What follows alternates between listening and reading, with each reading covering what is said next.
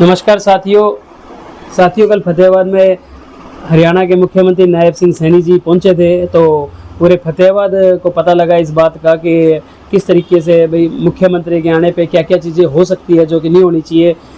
इन्होंने वहाँ पे भीड़ इकट्ठा करने के लिए, क्योंकि जो भाजपा सरकार है वो फेल रही है पिछले 10 सालों में हरियाणा के अंदर, तो लोग अब रैलियों में आ नहीं रहे, इनको सुनना नहीं चाहते क्योंकि इनके पास कुछ बताने को नहीं है।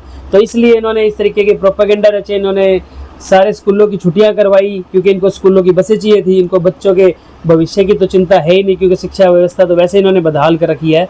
तो इन्होंने जो स्कूल मालिकों को प्रेशराइज करके बसें मंगवाई, जिस वजह से स्कूल की छुट्टियां करनी पड़ी। और फिर मनरेगा के मजदूरों को इन्होंने मजबूर करके रैली के अंदर बुलाया।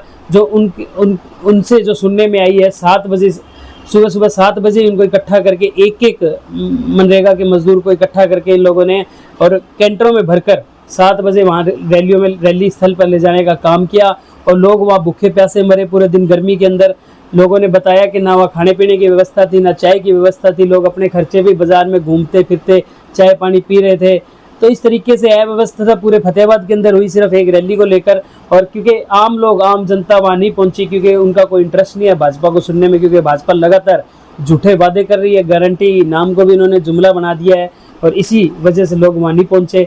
और इन लोगों ने पूरा प्रोपेगेंडा रच के पूरे फतेहाबाद को डिस्टर्ब करके, आम जनजीवन को डिस्टर्ब करके इस रैली को किया। इसी तरीके की अनियमितताएं हमें स्टेज पे भी देखने को मिली कि इनके खुद के पदाधिकारी, बड़े बड़े नेता है, वो भी अस्त व्यस्त थे। उन्हें किसी को बैठने की जगह नहीं मिल रही थी, किसी का अपमान हुआ। इस तरीके की बहुत सारी चीज़ें देखने को मिली। और सबसे बड़ी बात फतेहाबाद की जनता की तरफ से कि फतेहाबाद की जनता की जो मांगे है उनको दरकिनार किया गया।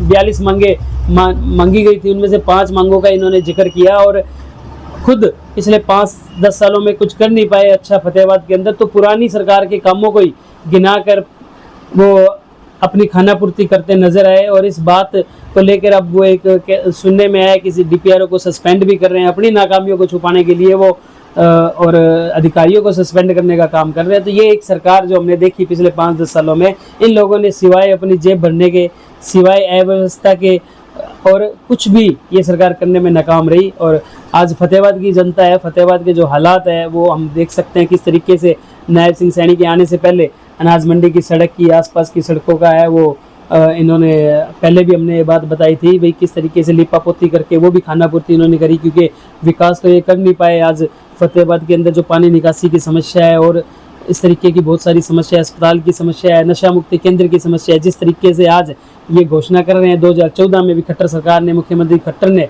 नशा मुक्ति केंद्र की घोषणा फतेहाबाद के अंदर करी थी, लेकिन वो इस बात को आज तक